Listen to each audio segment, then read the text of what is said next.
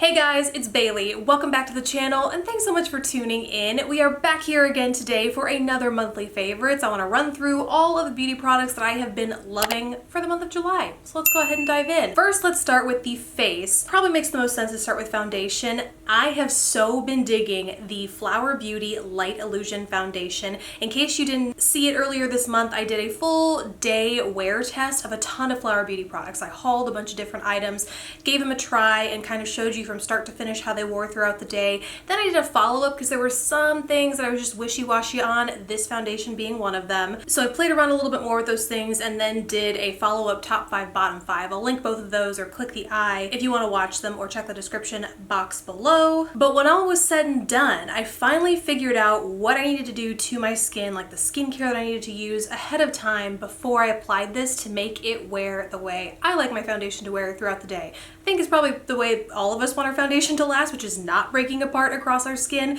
But basically, I have combination skin and this is a pretty hydrating foundation. So with my normal everyday skincare routine, I was using an oil from Drunk Elephant and that was just way too rich for my skin. I found the foundation was breaking apart throughout the day. But once I cut this out, oh my goodness, did the performance improve on this guy, and now I can finally wear it and I love the way it wears throughout the day. So much so, obviously, that it's become a favorite in the month of July. I'm wearing it right now, so you can see the coverage is pretty full. Like, I'm not without blemishes right now, so pretty full coverage, but it just looks like second skin. It's just this super gorgeous, dewy looking, but still natural full coverage. You get it. All those adjectives apply to this, which is why I love it. Then for the concealer, it's actually a rediscovery that I came to in one of my throwback tutorials. I've been doing Shop My Stash sort of tutorials that are mainly focused on the palettes, but I also like to reach for foundations, concealers, blush, bronzer, all that kind of stuff that had just kind of fallen by the wayside that I used to really love. I'm bringing it back into my routine and showing you how to use it in a throwback tutorial. And something that really stuck with me was my Tarte Shape Tape. I loved this for the longest time, then went on to my Estee Lauder Double Wear, which I still really like, but there is something about the consistency, the thicker consistency of the Shape Tape that kind of, I find, hides the texture a little bit more in my under eye area. So I've really been liking that. And then to set the whole face, well, really set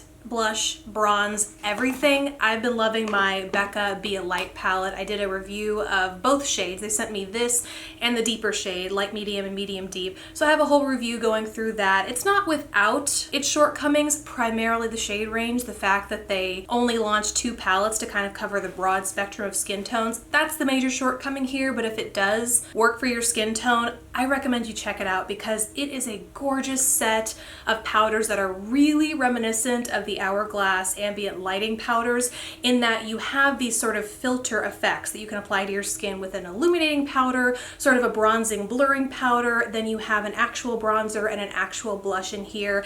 And between all 4 of these powders, this is my go-to for setting powder because I'll apply the illuminating powder in the center of my face. Then I'll go in with the mattifying or blurring powder because you can see it's a slightly deeper, more bronzy powder. I'll apply that around the perimeter of my face, and then I'll go in like I would normally with blush and bronzer, and it's all I need for my face. That said, I do have a favorite highlight this month that I'm also wearing in tandem with this, but I mean, in theory, if you weren't a highlight addict, this could be all you reach for. But it's not. I also have really been liking the Flower Beauty, the Highlight Trio, the Shimmer and Strobe Highlight Palette.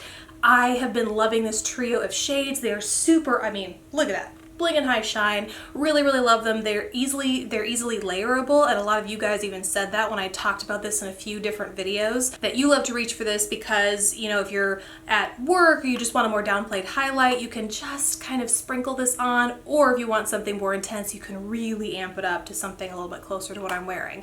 Now there is also the Flower Beauty Galactic Glow palette, which I really like, but for some reason this has just been my go-to, this trio. My brows are nothing new. I've been loving these for the past few months, the first of which is the CoverGirl Ultra Fine Brow Pencil. Mine is in the shade Soft Brown. This is what I use to fill and shape my brows, and then to set and add a little bit more volume to them, I go in with my L'Oreal Brow Stylist Boost and Set, and this one I have been using is in the shade, what is the shade? Dark Brunette. I vacillate between this and the Light Brunette. I really find that they're very similar on me, but this is the pair that I love for my brows because it gives me that perfect combination of a precise fill and then a set that lasts all day. For the eyes, I've been kind of jumping around to a lot of palettes, in part because I've been trying new things, in part because I've been going back to those throwback palettes like the Subculture palette, but I haven't really been using anything super consistently. Instead, I've been preferring more of a bold lip and just mascara. And when I saw this, I realized I've been using this for the past couple of months. I've just really been neglectful in talking about it here,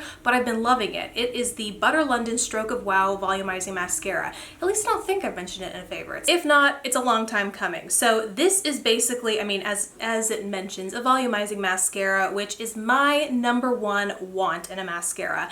I have naturally pretty long lashes. I'm not terribly worried about curl, so I mainly look for those mascaras that are just going to add a little bit of volume at the base, but without giving me major spider lashes. I'm not a stickler for separation, but I definitely want more than like 5 lashes poking out of my eyes. So that's kind of where I'm at with my mascaras, and this checks all those boxes for me. So it has this really interesting wand where basically all except for maybe the last 3/4 of the way, there's a consistent bristle, like rubberized bristle type, and then there's one row, we'll call it two rows of like longer bristles that kind of help you lengthen and distribute that product throughout the lashes. So what I like to do is take those shorter bristles, kind of build up that product around the base and fan it out throughout the lashes. But then once I really want to distribute it well, I'll go in with those longer bristles, tines, the longer things, and I'll just really get up in there and then use that on my lower lashes as well. And I just find that it does such a good job at opening up my lashes